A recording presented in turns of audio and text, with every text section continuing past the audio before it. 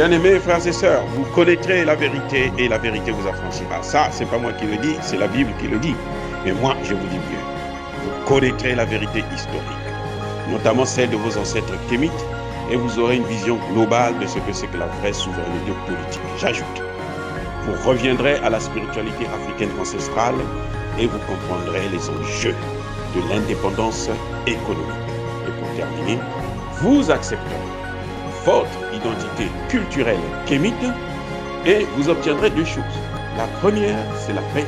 La seconde, c'est le développement, à une condition. L'unité de toute l'Afrique noire, l'unité de tous les Noirs du monde entier. Otep à tous, bienvenue sur la chaîne des panafricanistes, par essence, par conviction et par excellence. Celle des citoyens kémites par nécessité et obligation de combat.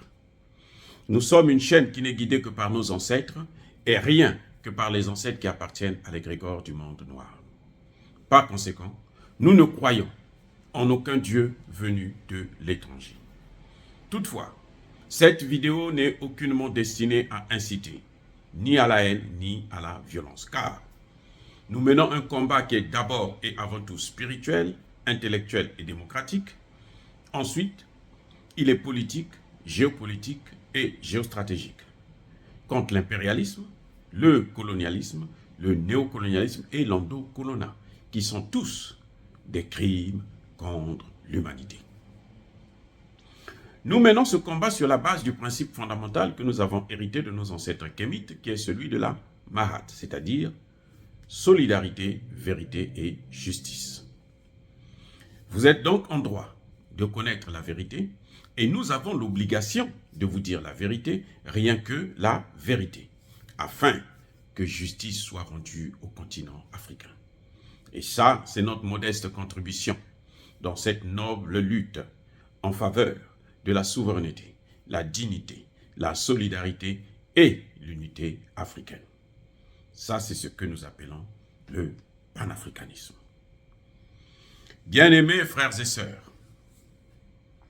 il y a un grand débat actuellement dans le milieu de la France-Afrique, dans le milieu des panafricanistes, pour savoir est-ce que le nouvel homme fort du Burkina Faso, le capitaine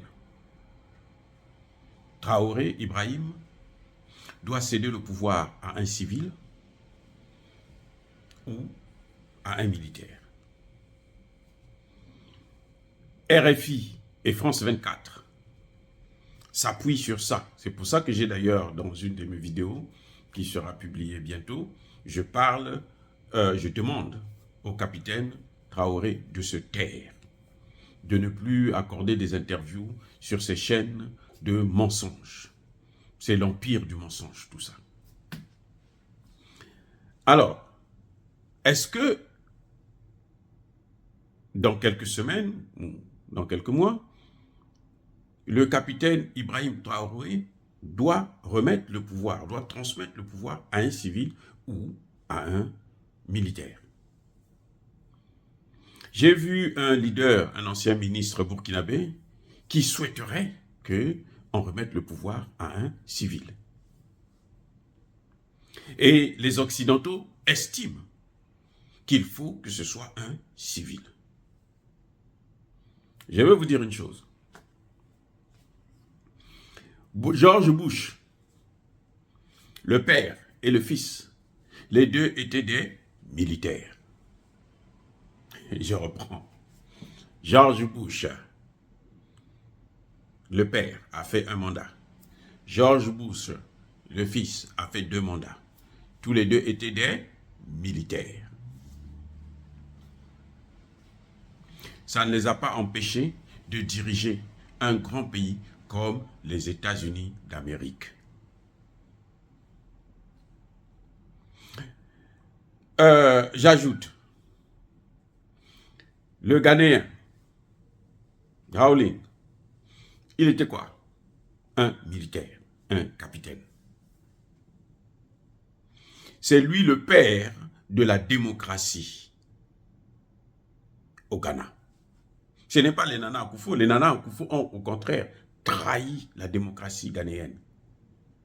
Parce que Nana Akufo s'est mis dans les cuisses d'Emmanuel Macron. C'est pour ça que vous avez vu, il n'y a même pas longtemps, là, les militaires ghanéens se sont mobilisés, révoltés contre lui.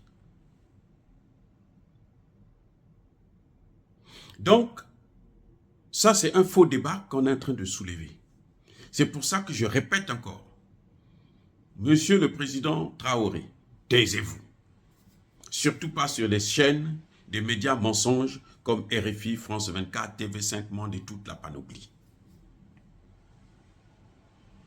Faites votre travail, concentrez-vous sur votre travail.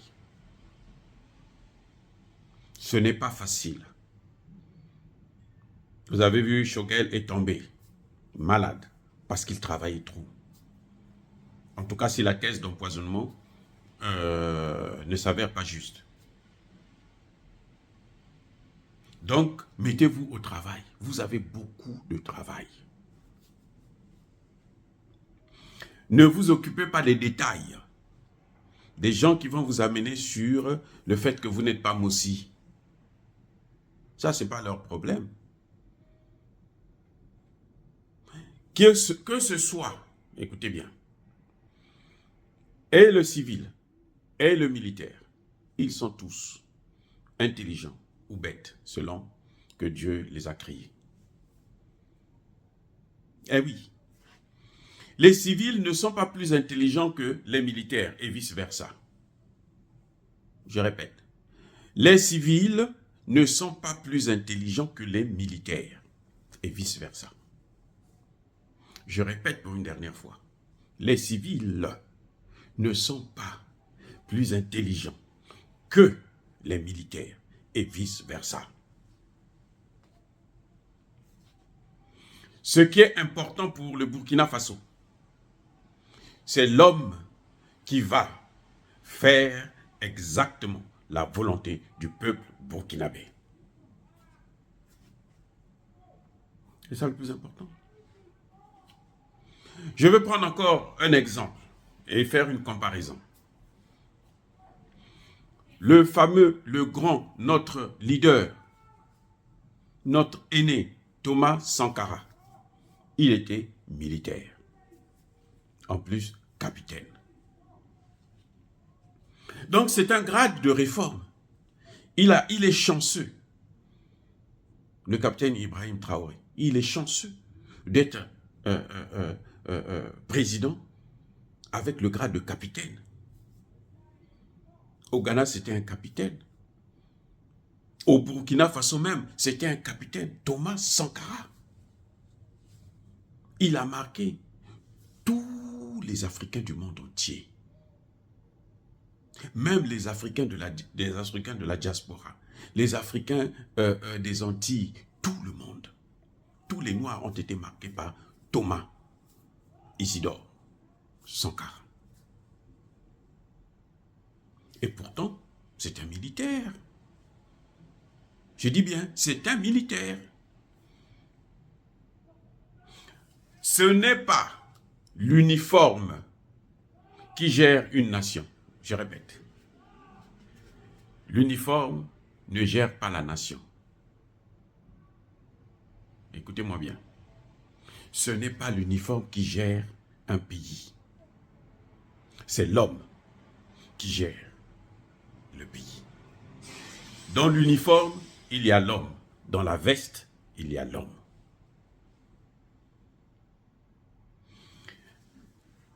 On va comparer Thomas Sankara. Vous allez me dire que c'est le sommeil et la mort. Oui, c'est vrai, je suis d'accord. Mais pour vous montrer qu'on n'a pas besoin d'être civil pour bien gérer ou pour mal gérer. Thomas Sankara a prouvé, c'est la fierté. Thomas Sankara, la fierté de l'homme noir.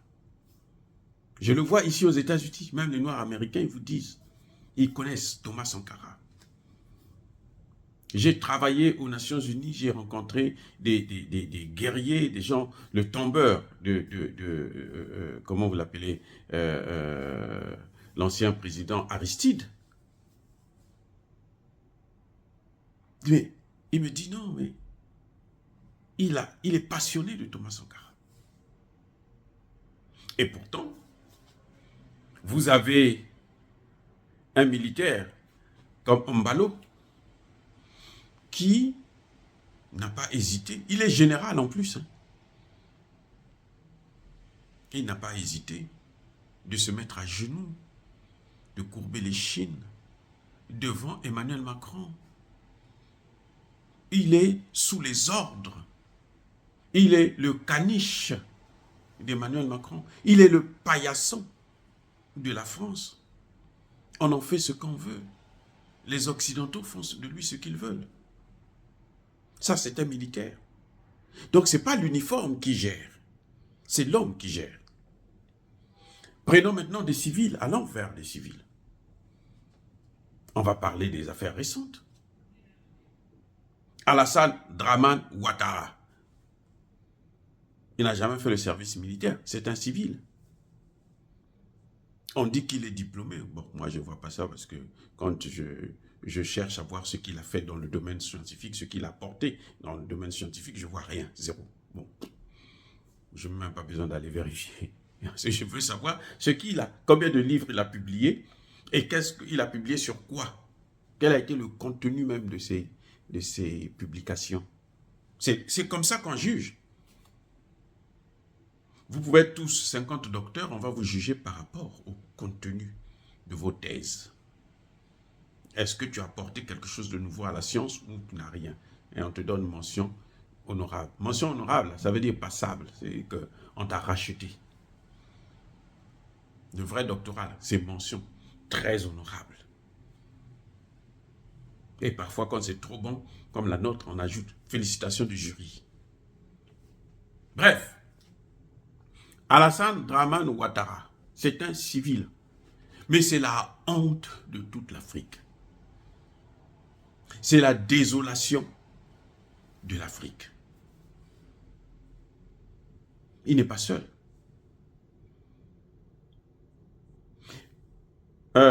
Macky Sall, il a été surnommé, vous savez quoi? Le mendiant du blé. Macky Sall a été manipulé pour aller négocier le blé chez Poutine pour les Européens. Lui partait là, accompagné de l'autre voyou qui se trouve à l'Union africaine. Là. On dit qu'il est le président de la commission de l'Union africaine, un autre Tintin, un zinzin, un dingue. Qu'est-ce qu'il fait? Ils sont partis négocier pour qu'on prenne Poutine libère le blé qui va en Europe au lieu de venir en Afrique. Sur 60 tonnes qu'ils ont envoyées, il y a eu à peine 3 tonnes, 2 tonnes d'ailleurs, 2 tonnes qui sont allées dans les pays pauvres, donc en Afrique et puis en Amérique latine. Ça, c'est l'œuvre de Macky Sall. Ça, c'est son travail. Vous avez encore un autre voyou, un autre imbécile, un civil, et pourtant, c'est Mohamed Bazoum. Qu'est-ce qu'on peut dire de Mohamed Bazoum? Qu'est-ce qu'on peut gagner? Ça dit que quand Mohamed Bazoum va quitter le pouvoir, là, les gens vont regarder et vont dire, mais lui, il est venu pourquoi? Pour nous amener des occupants. Il a amené toute l'armée du monde entier. Les Américains, les Français, les Belges, les ceci, les Allemands, tout le monde est là. Il vit de la mendicité. Donnez-nous l'argent, assurez notre sécurité. Au point où le secrétaire général de l'ONU est venu au Niger pour dire, mais nous allons, la communauté internationale doit armer, doit former l'armée du Niger, ce qui n'a jamais été fait dans le monde et ce qui n'existe pas dans la charte de l'ONU. Voilà les imbécilités des civils. Ils ne sont pas tous comme ça, heureusement. Donc, monsieur le président Traoré, arrêtez de dire le CODERM, là, vos amis là, ceux que vous croyez être vos amis, mais qui au fond sont vos ennemis, arrêtez de leur dire qu'il faut un civil, il faut un militaire. Vous avez bien répondu en disant que un civil ou un militaire, ce n'est pas votre problème. Mais arrêtez de leur dire que vous devrez repartir dans les casernes. Non, vous n'êtes pas obligé de partir dans les casernes. C'est le peuple. Ce peuple-là qui vous a amené là, c'est à eux de décider si vous devrez retourner dans la caserne ou bien si vous devez transmettre le pouvoir à quelqu'un de leur choix. Pas de votre choix, de leur choix. Pas du choix des Français. Les Français ont magouillé avec Damiba. Il ne faudrait pas que vous tombiez dans le piège. Ils vont vous promettre des maisons, de l'argent, un peu de tout. Tout ce que vous voulez, ils vont vous promettre ça pourvu que vous leur donnez le territoire. Mais sachez-le, que vous n'aurez pas la chance. Comme Damiba l'a eu. Nous vous avons à l'œil. On vous fait confiance par rapport à votre première déclaration. Et nous avons compris. On n'a même plus besoin que vous faites des déclarations. Nous savons où est-ce que vous allez partir. Mais ne jouez pas avec nous. Ne jouez pas avec cette jeunesse. Ne jouez pas avec le peuple. Votre force, c'est le peuple. Votre faiblesse, c'est le peuple. Si ce peuple-là vous vomit, vous êtes faible et vous êtes facilement dans les mains de l'ennemi. On vous détruit. Maintenant, vous avez pris des engagements, vous avancez, nous avançons. Vous vous arrêtez, nous on arrête. Vous reculez, on vous abat. Cessez, arrêtez ce débat sur les civils ou les militaires. Ce n'est pas votre problème. C'est le problème du peuple souverain. C'est lui qui va décider. S'il veut vous reconduire là, vous allez le faire parce que c'est votre obligation. Ce peuple-là ne vous a pas mis là pour venir et puis pour vous cacher, pour fuir. Non, il vous a mis là pour là. La seule chose qu'on vous demande, c'est de se taire face à ces gens. Ne répondez plus à leurs questions. Dire cela, c'est inciter à la haine ou à la violence, non. Yaba colère veille.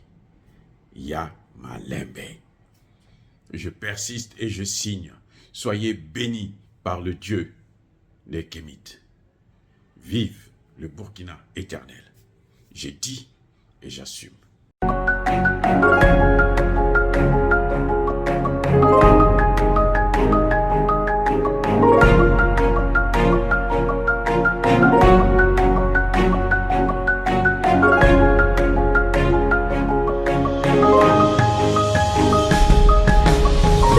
Eux, ils marchent par la foi et non par la vue.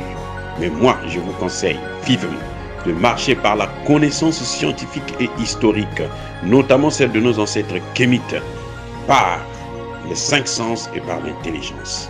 À vous, à Pierre.